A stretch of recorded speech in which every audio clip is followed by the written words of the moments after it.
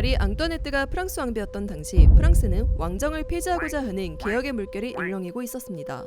마리 앙뚜아네트와 루이 16세의 단두대 차명은 주변 국가의 혼돈과 경각심을 불러일으켰는데 프랑스 혁명은 귀족이나 다른 왕족의 반란이 아니었고 외세의 침략도 아닌 가장 하위 계급이었던 평민들이 그들 스스로 재판관인 양 법을 집행해서 군주를 형사재판의 죄인으로 명하여 처형했을 뿐만 아니라 새로운 왕, 즉 군주를 옹립하지 않고 군주제를 폐지한 후 공화제를 수립했기 때문입니다.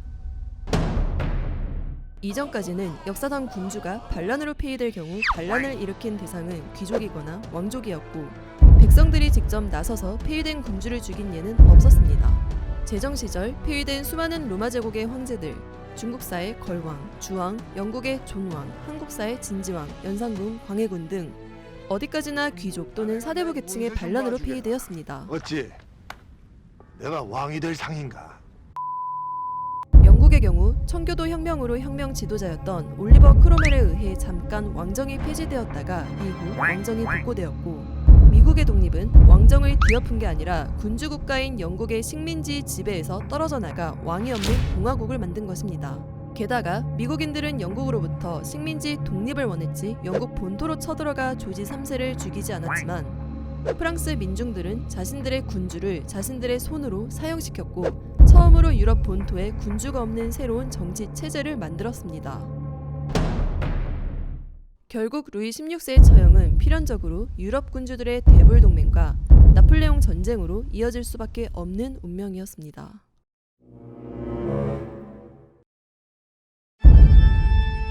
마리 앙뚜아네트가 무개념 왕비였다는 것을 강조하기 위해 지어낸 말은 루소의 고백론의 한 구절인데 마치 마리 왕비가 한 말인 것처럼 악의적으로 선전되었습니다. 이 말 한마디로 세금이란 고혈에 빨리던 민중의 분노는 극에 달했고 마리 앙뚜아네트는 굶주리는 민중의 아픔에 눈을 감고 귀를 닫아버리는 비정하고 철없는 왕비가 되었습니다. 또한 마리 앙뚜아네트가 가십성 찌라시의 대상이 되었던 이유는 그녀가 오스트리아 출신이기 때문인데요. 프랑스와 오스트리아는 역사적으로 서로 물고 뜨는 앙숙관계였고 앞서 말한 바와 같이 루이 15세는 오스트리아 왕위 계승 전쟁에서 오스트리아의 적군이었습니다. 루이 16세와 마리 앙뚜아네트의 혼인은 동맹, 즉 우리 앞으로 잘 지내보자가 목적인 정략 결혼이었죠.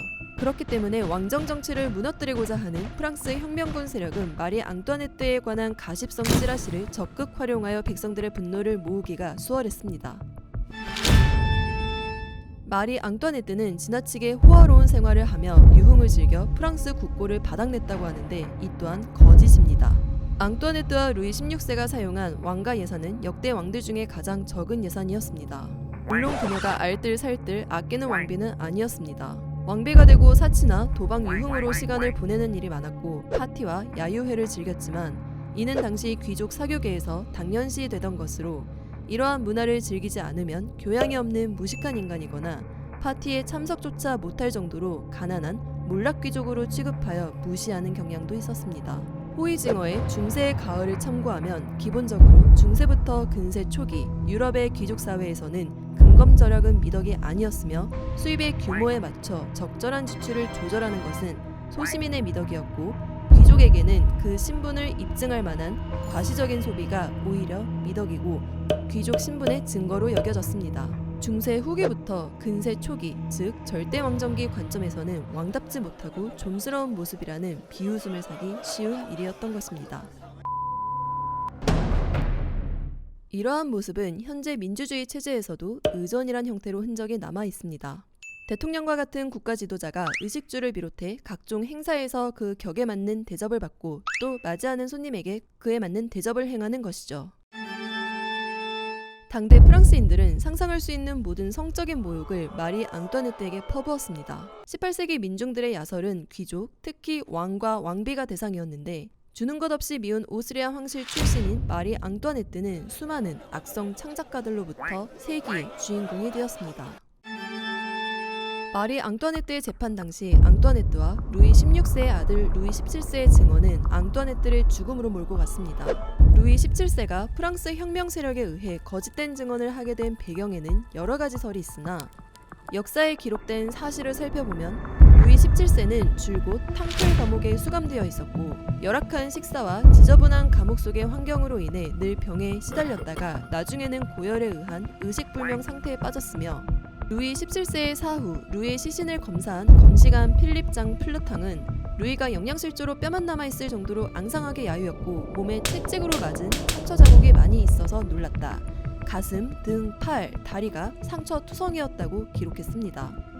프랑스 혁명정부는 무슨 일이 있더라도 마리 앙뚜아네트를 처형할 만한 증언을 만들어야만 했고 루이 17세가 아니라 어떤 아이가 그 자리에 있었다 하더라도 그녀의 운명은 바뀌지 않았을 것입니다. 마리 앙뚜아네트는 재판 내내 왕비의 품격을 지키면서 침묵을 유지했습니다. 그러나 근친상간의 혐의를 고발한 고발자 에베르가 이 죄목에 대해 묻자 침묵을 유지하던 마리 앙뚜아네트는 이 순간만큼은 유일하게 대답하였는데 내가 대답하지 않은 것은 어머니에 대한 그런 비난에 대답하는 것을 자연히 거부하기 때문입니다. 나는 나와 같은 처지에 있는 모든 어머니들에게 묻고자 합니다. 이때 재판장에 있던 사람들이 마리 앙뚜아네트에게 동조했고 이는 역사에 기록되었습니다.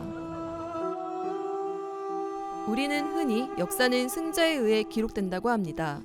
마리 앙뚜아네트의 진실을 통해 혁명의 목적이 시대의 흐름에 맞고 그 당위성이 있다 하더라도 거짓으로 국민을 선동하는 것은 잘못된 것입니다.